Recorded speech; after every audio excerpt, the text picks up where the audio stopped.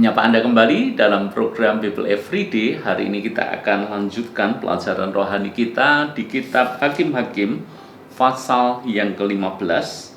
Kalau kita membaca judul perikopnya, Simson melawan orang Filistin. Ibu bapak saudara semuanya, kisah ini diawali dari Simson yang pulang ke rumah istrinya di Timna. Dan kemudian ketika ia sudah sampai di rumah istrinya, yaitu di Timna itu, dia mendapati bahwa istrinya itu sudah diberikan kepada pria lain. Alkitab mencatat bahwa Simson menjadi sedemikian marah, dan bagaimana Simson meluapkan kemarahannya. Simson pergi, ditangkapnya 300 anjing hutan, diambilnya obor, diikatnya ekor dengan ekor, dan ditaruhnya sebuah obor di antara tiap-tiap 2 ekor. Kemudian dinyalakan obor itu dan dilepaskan anjing-anjing hutan itu ke gandum yang belum dituai kepunyaan orang Filistin, sehingga terbakarlah tumpukan-tumpukan gandum dan gandum yang belum dituai dan kebun-kebun pohon zaitun. Ibu bapak saudara semuanya, Simson salah satu karakter yang kita bisa lihat secara terlihat jelas adalah orang yang sangat temperamental, orang yang sangat emosian. Maka begitu dia melihat istrinya diberikan kepada pria lain, maka Simson menjadi sedemikian marah, dan dia kemudian melakukan hal yang tidak pernah dibayangkan oleh orang Filistin sebelumnya. Dia menangkap 300 ekor anjing hutan. Ini bukan perkara yang mudah, apalagi buat orang biasa tentu saja itu sangat-sangat sulit. Menangkap 300 ekor anjing hutan itu berarti tidak hanya kuat, tapi juga cepat. Karena anjing hutan karakteristiknya adalah bisa berlari ke sana kemari dengan sedemikian cepat. Dan Simson bisa melakukannya. Tidak hanya kuat, tidak hanya cepat, tapi juga punya endurance yang lumayan luar biasa, karena dia menangkap 300 ekor anjing hutan. Ibu bapak saudara semuanya, dari mana datangnya kekuatan Simson ini? Kita nanti akan melihat sama-sama. Lalu cerita bergulir bahwa bangsa Filistin menjadi marah karena ladang mereka, gandum yang mereka sudah dapatkan, tiba-tiba raib begitu saja karena dibakar oleh Simson. Karena Simson menumpahkan kemarahan, kekecewaannya kepada mertuanya orang Filistin itu, dan dia luapkan kemarahannya dengan membakar gandum orang-orang Filistin. Lalu kemudian orang-orang Filistin mencari Simson, dan akhirnya diserahkanlah Simson kepada orang-orang Filistin itu. Lalu kemudian ibu bapak saudara semuanya, ketika diserahkan, apa yang terjadi? Saya ingin mengajak kita membaca ayat yang ke-13 atau ke-14, saya bacakan.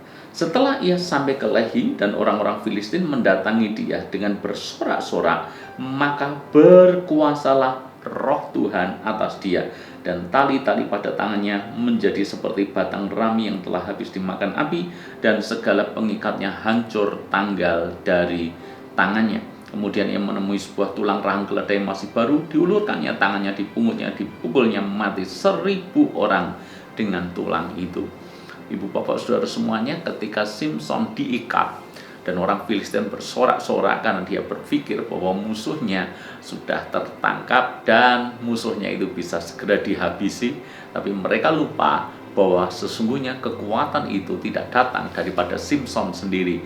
Alkitab mencatat dengan jelas bahwa roh Allah begitu berkuasa atas Simson, maka tali-tali itu diputuskannya sedemikian mudah, bahkan seperti batang rami yang habis dimakan api.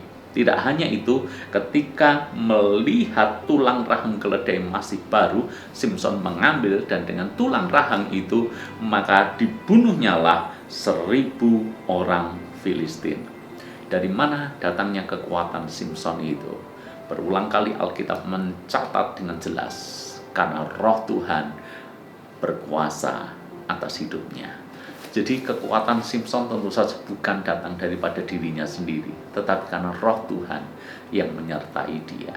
Ibu bapak saudara semuanya, ada dua hal yang saya ingin ajak kita belajar dari pasal ini. Hal yang pertama adalah Simson mendapat anugerah dengan kekuatan besar, dan sesungguhnya itu bukan berasal dari dirinya sendiri, tetapi karena roh Tuhan yang menyertai dia.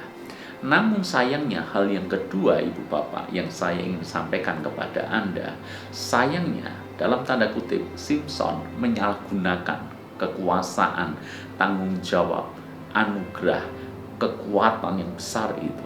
Kenapa? Coba pikirkan baik-baik. Kapan Simson gunakan kekuatannya untuk membela bangsa Israel? Kapan Simson gunakan karunia yang dia punya untuk kepentingan bangsa Israel? Jarang dicatat, bahkan tidak pernah dicatat. Satu-satunya informasi yang kita dapatkan adalah bahwa Simson gunakan kekuatannya itu hanya untuk memuaskan nafsunya sendiri, memuaskan egonya sendiri, memuaskan kemarahannya sendiri.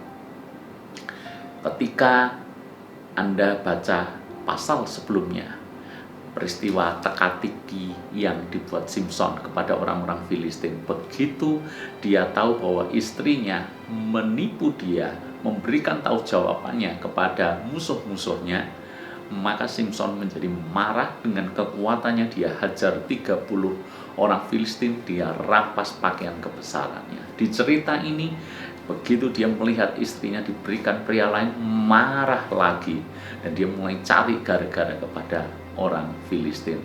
Jadi dia sebetulnya mendapat anugerah kekuatan yang besar karena roh Tuhan berkuasa atas dia, tetapi sayangnya dia seringkali gunakan kekuatannya itu hanya untuk kepentingan dirinya sendiri. Dia memerintah di Israel menjadi seorang hakim selama 20 tahun lamanya, tetapi sayang sekali jarang sekali dicatat kekuatan Simson digunakan untuk membela bangsa Israel. Yang dicatat dari ayat-ayat yang kita baca, dia gunakan kekuatannya itu hanya untuk mengurusi dirinya sendiri, mengurusi ego, kemarahan, mengurusi apa yang dia inginkan saja. Karena itu kita belajar hari ini, kalau Tuhan percayakan sesuatu kepada kita, maka ingatlah, jangan salah gunakan itu. Jangan sampai kita gunakan itu hanya untuk urus kepentingan diri kita sendiri. Pikirkan kepentingan kerajaan Allah di muka bumi ini. Tuhan berkati.